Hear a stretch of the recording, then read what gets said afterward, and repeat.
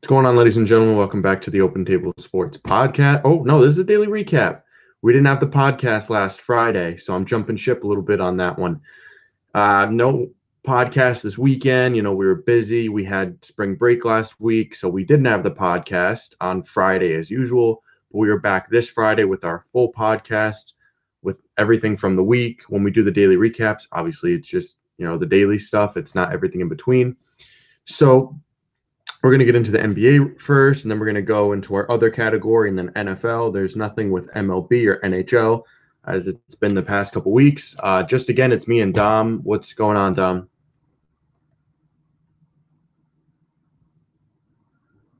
Dom, I think you're muted. Mute yourself and then unmute yourself. Nope, I'm not hearing it. I don't know if mine is. Nope, mine is working. There you go. What's going on, Tom? Well, good to be back in Connecticut. Spent the past week in New Jersey. Yeah, how was that football game? If you're following on Open Table Sports, I did some interviews beforehand, and Team Decap took the win 42-21. That was the most important part of the break. Who got the MVP? My friend Trey, he got the MVP. He had 2 touchdowns. I think I could have gotten it. I threw 3 touchdowns and got interception, but we'll let it fly. What were you, safety? Yeah, I was. I was playing safety. Yeah, nothing like the old quarterback safety split. Yeah. So how many yards did you have, or you don't know? It was probably around 200-300. I have all the scores written down. I don't have like the stats and stuff. Yeah. So we're gonna get into the NBA. We only have a couple things here. This is actually the old daily recap. What did I do the daily recap on? Got it. Malcolm Brogdon suffered a minor plantar fascia tear in his right foot, and he will be out indefinitely. A big hit to a playoff team. They're the best team in the NBA right now in terms of record. I know the Warriors would beat them in a 7-game series. Mm-hmm. But, this is a big hit for them. He won Rookie of the Year, I think last year, the year before. He's a good young player. He's a pretty good guard. What do you think about this big hit to this team from the bench? Well, it's going to hurt them. And like you said, if they come up against the Warriors, that's another player gone. And that's not going to be good because you need as many people healthy as possible to take down the Warriors in a 7-game series.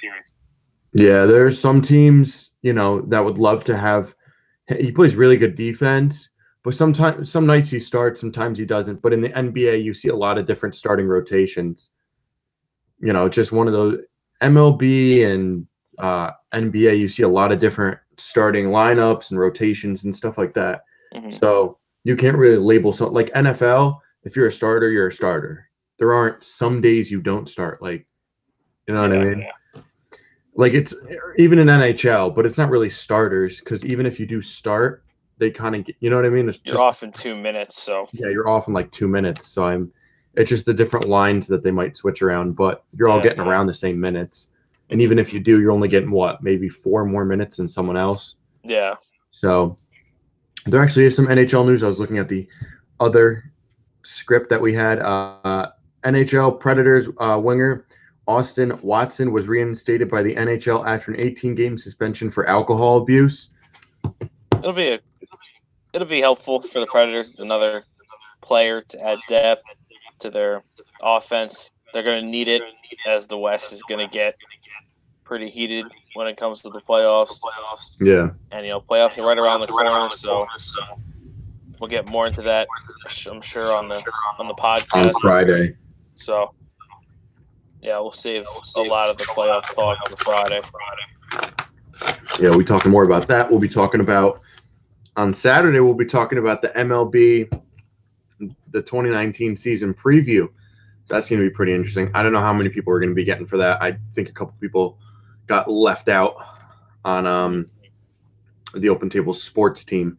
But if you're looking to join the Open Table Sports squad or team, whatever you want to call it, just DM us, Open Table Sports. Let us know. We need help on the Instagram, Twitter, Facebook, whatever you want to do. We're open for it. So just let us know. We're going to go into the other category. I'm going to pass this one away to you, Dom. All right, let's roll. We'll start with some tennis. Dominic Thiem beat Roger Federer in the Indian Wells final for his first career Masters 1000 title. And then in the women's side, 18-year-old Bianca Andreescu beat Angelique Kerber in the Indian Wells final. Rafa Nadal injured his right knee in the quarterfinals. He skipped the semifinals against Roger Federer, so we didn't get to see the Federer and Nadal matchup. And he will skip Miami to prepare for the clay. And in the golf world, Rory McIlroy won the Players' Championship at 16 under, and Tiger Woods finished tied for 30th at 6 under. And in NASCAR, Kyle Busch won his 200th NASCAR race at Auto Club. Some other stuff. And you heard about the new UFC now that pay-per-views are going to be exclusively on ESPN Plus. Mm-hmm. It's going to be $80 for non-subscribers and about $60 for ESPN Plus subscribers, which I subscribe to. I think you all should. It's great. You pay like $5 a month and you watch like any game you want. Yeah. Simple. So MLB, we have fat nothing because nothing is going on. There's been minor stuff, but it's just like minor moves and releases and stuff like that. But we tweet those out. So that's why, Yeah. we tweet those out where you follow us on Instagram, Facebook, Twitter, anything. It's just Open Table Sports. We say it every week. Can't get simpler. Center guard Nick Easton signed a 4-year, $24 million contract with the Saints after Max Unger retired. That became a must-needed move there. Mm-hmm. Chiefs signed cornerback Rashad Breeland. He played well for the Packers last year. That's a solid pickup for the Chiefs. Yep. Safety Eric Berry is visiting with the Chiefs tomorrow, which is Tuesday. Since we're doing the daily recap, you can put the pieces together on what tomorrow's date is. You think he signs with the Cowboys since they do have a need? Yeah, I do. I think the Cowboys were kind of laying in the weeds at the beginning of free agency, but now they're kind of taking over the leftovers, per se. I think they'll pick up Eric Berry. Yeah, I think that'll be a good. Depends on what his price tag is and what he's going to be asking for from them. But I mean, why would you bring someone in on a visit if you didn't already ask? Because say I'm going to bring you in on a visit. Why would I bring you in and not ask your price tag before the visit? I would ask you that before. Mm-hmm. I would say to your agent, hey, what's his price tag? And if he says, oh, yeah, he's looking for about 10 to 12 million per year. Well, then why bring him in on a visit if you don't want to pay him that much? So obviously the price tag checks out. So they're probably just looking at his physical performance now. Yeah, there's no reason to waste the time with the visit. Yeah, it's like asking, job. It's like a job interview. Oh, what are your hours? Oh, well, you can only work weekends. Well, I can't work weekends, so why would I come in for an interview? Yeah. So a running back, Jay Ajayi, is visiting with the Colts on Wednesday. You think he signs there? I think he does. They have cap space. Right now they have Nyheim Hines and Marlon Mack. I think it'd be nice if you tag in Jay Ajayi with that backfield. Just add more depth to the backfield and that's keep everyone fresh. Yeah, Nyheim Hines will be the passing back. He'll be the all-around back. Jay Ajayi will be, the big pounder back, and then Marlon Mack will be your feature back, like your premier running back, I guess you could say, for your main one. And then if you really want to get like a goal line stand or anything like that, not a goal line stand, but like a goal line play. Goal line stands for the defense, but you know what I mean. Everyone knows what I mean. Like a Marshawn Lynch. Yeah. Packers hosted safety Curtis Riley for a visit today. Seahawks will meet with outside linebacker Aaron Lynch. Aaron Lynch and other linebacker Manti Te'o. The Raiders hosted them for a visit. Raiders are looking for linebacker help. They have interest in Vontaze Burfict, who got released from the Bengals today. That was rumored a couple weeks ago, but then it came out, oh, no, they didn't, but now they did, so who really cares? Yeah. Dolphins sign outside. Offensive lineman Chris Reed. Cardinals signed safety Josh Shaw. Vikings re-signed running back Amir Abdullah. Jets signed offensive lineman Tom Compton. Buccaneers signed safety Kentrell Bryce to a 1-year contract. The Rams hosted quarterback Blake Bortles for a visit today. I think that's a dumb signing if they do. I mean, if you're going to bring in someone behind Goff to back up, I'd rather bring in a veteran than another, like, basically he was drafted, like, not even that much before Goff. So, I mean, he's not going to help Goff out there. I know that he's supposed to back him up, but at least, like, if you have a younger quarterback, you want a veteran to back him up. And then if you have a young quarterback, you want to bring in a shitty veteran. That's usually how it runs. Like Phillip Rivers, they have younger Tyrod Taylor behind him. Like, you know what I mean? Yeah. It's like Deshaun Watson. If bringing in like another younger quarterback to sit behind him as their backup. They're not learning They're not learning anything from each other. So I think it's dumb. I mean, it's a solid backup, but I don't know. I just don't think it's a smart backup for Goff. Mm-hmm. Giants re-sign wide receiver Cody Latimer. I'm sure you're about that one. He showed his worth the last week of the season last year against the Cowboys. I think he'll be good at the 3 or 4 at receiver because you'll have Golden Tate, Sterling Shepard, and then you really got the third is really going to be between Latimer and Corey Coleman. I think Corey Coleman will take that third. You think they're going to draft a wide receiver? I've heard speculations of them taking Metcalf in the first round, but I've heard, I think if he's at 17, still on the board, I'd take him. Really? I mean, I'm not going to waste my 6th for him, but if he's there at 17. No, here's my thing with the 6th.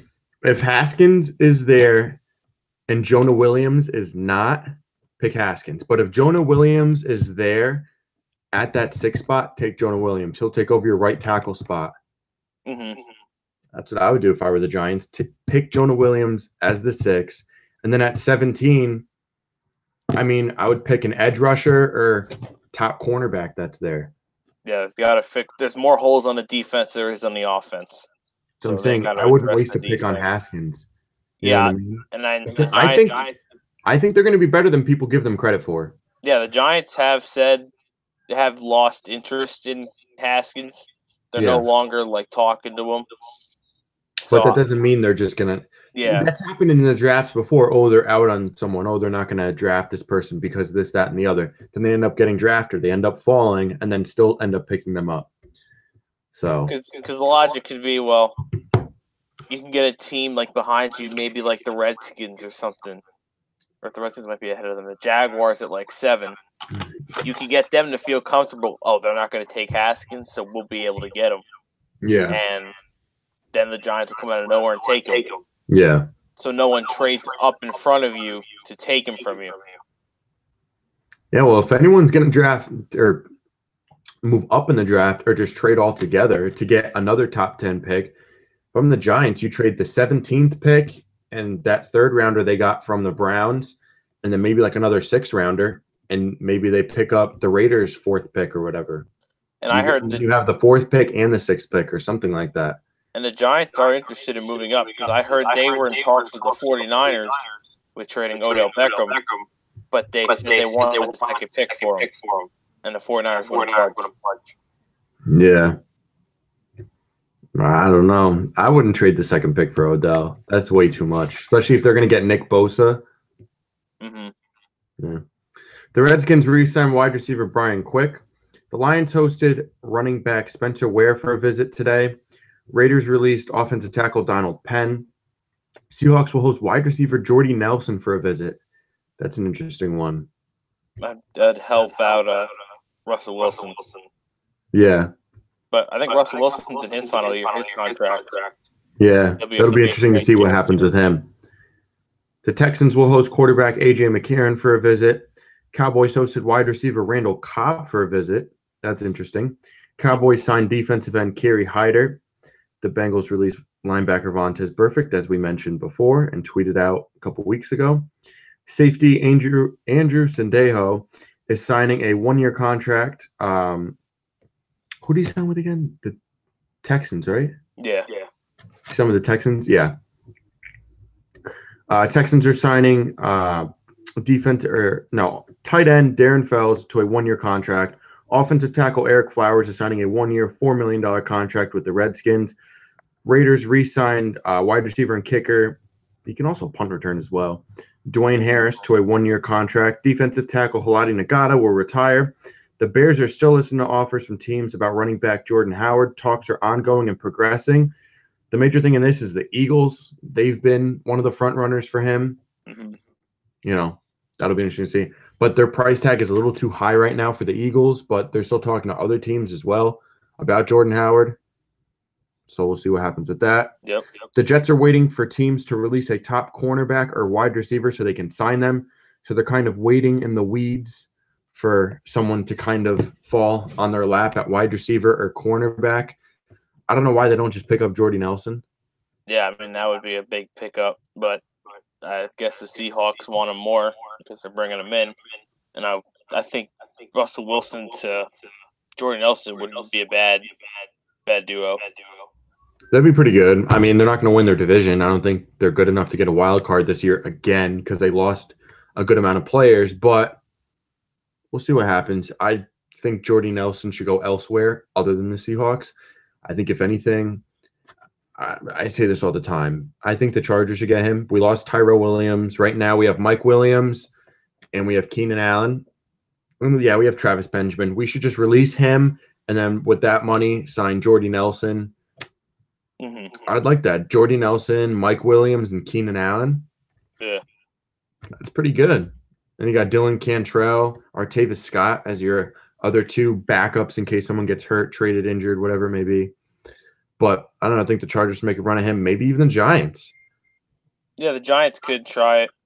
I think he could slip in at a nice 3. Because, I mean, I think with them he'd be the 2. Because I think you'd have Tate as your 1, Nelson as your 2, and then Shepard as your slot. That could work too. And then you have, Latimer as like your backup guy to slide in, and then Coleman's going to be your return guy. So he's not even going to be labeled as a wide receiver on the roster. He's going to be labeled as kick returner, kind of like what Dwayne Harris is to teams. Yeah. I mean, so Giants. I'd say if you get Nelson for a year or 2, I'd do it. I'd only put Nelson on a 1 year. Maybe a 1 year with an option. I don't know. I wouldn't even give him the option. I would maybe just put 1 year, like 1 year 7. 1 year $7 million. I would slap him out but $6 million is what I give him. I give him 1 year $6 million for Jordy Nelson. He's not the top guy he once was. No, and he only had about 3 or 4 good games last year, and it was at the end of the season. Mm-hmm. Plus, he's had a couple injuries. With the Raiders, he wasn't really having good chemistry. So you want to make sure he has good chemistry with the quarterback you have. Yeah. Now, I think Jordy Nelson, that's going to be an interesting story. He used to be a top 5 wide receiver a couple years ago. Yeah. It's crazy. I mean, Aaron Rodgers helps you out a little bit. Yeah, Aaron Rodgers helps out everyone. I mean, you look at all the wide receivers he's turned into, superstars. They're going to need some help at wide receiver. Nelson's gone. Cobb is gone. They have 2 rookie receivers and then Devontae Adams. And Geronimo Allison. Yeah, that's it. I wouldn't even mention him. But, I mean, it's a pretty decent wide receiver core. I mean, if I were them, pick up Jordy Nelson, man. Mm-hmm. Nelson and Adams, that's good, especially with Rodgers. But, I mean, their main thing is Jimmy Graham. He didn't have a good season last year. Well, I think he'll have a better season. I think it takes him a year or 2 to get. I hope so, because I dropped him in fantasy. I mean, he'll be a better. Because I think, same thing happened with Seattle. He had the first year. I mean, by no means was he great in Seattle, but he improved each year. I got a Jared Cook update. Saints feel they have the best offer on the table currently for Jared Cook. However, Cook is still shopping this offer around for another team to top it with better guaranteed money. If the Saints can get him, that'll help. That's what I'm saying. That'd be, pretty interesting. I think the Saints are the best team in the NFC. I think the Cardinals should pick him up. I mean, they're going all out on everyone else. So, I mean. That's what I'm saying. They got the money. They got everything else, Might as well take a chance. Did they get Clay? Maybe. What? Did they get Clay? Were they the ones that got Charles Clay? Oh, yeah, but Charles Clay. Yeah. Jared Cook is a top 5 tight end in the league now. Mm-hmm. It's insane. He went from average, and now he's insane. And he was doing that with the Raiders. Imagine what he could do with even Big Ben or something like that. Yeah. You know. I mean, you give Breeze that top tight end again that he hasn't had since he had Jimmy Graham. Yeah, maybe even the Giants. Evan Ingram. I know they have Evan Ingram, but I view him as more of a, wide receiver. Maybe you pick up Cook and don't draft or sign a wide receiver. You just pick up Cook. I mean, it's not really a great fit, but I think it'd help Eli having 2 formidable tight ends. Plus Ingram, he was injured a lot last year. Yeah. So that'll be interesting. I think Cook's going to have a pretty decent market to fill it because he's still shopping around with teams. So it shows that people are still interested because if he wasn't having that much interest, he wouldn't be getting visits. He wouldn't still be shopping around his contract offer because he's offering the teams what he wants for guaranteed money. That's what he's waiting out for. Yeah. So basically, he's shopping himself. Yeah.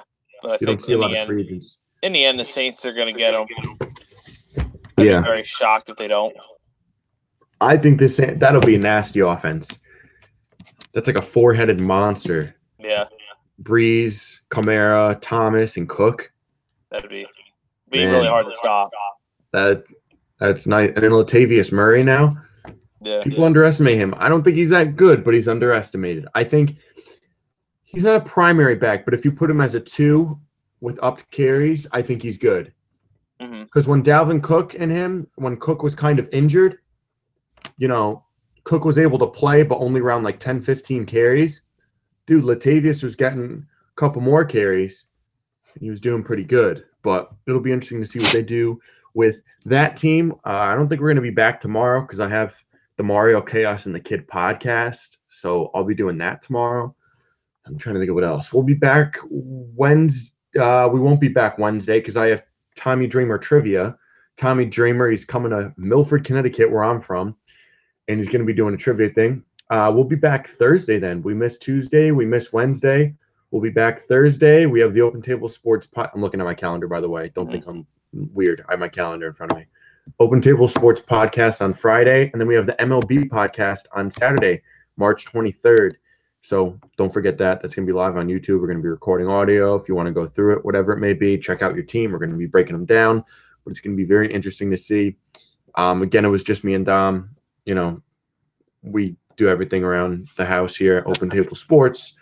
So it's not really hard work. I mean, it's just busy work. Yeah. Until we get the website up and running, it's going to be, it's a journey. We opened up last July. Dom wasn't here. It was just me and Angelo.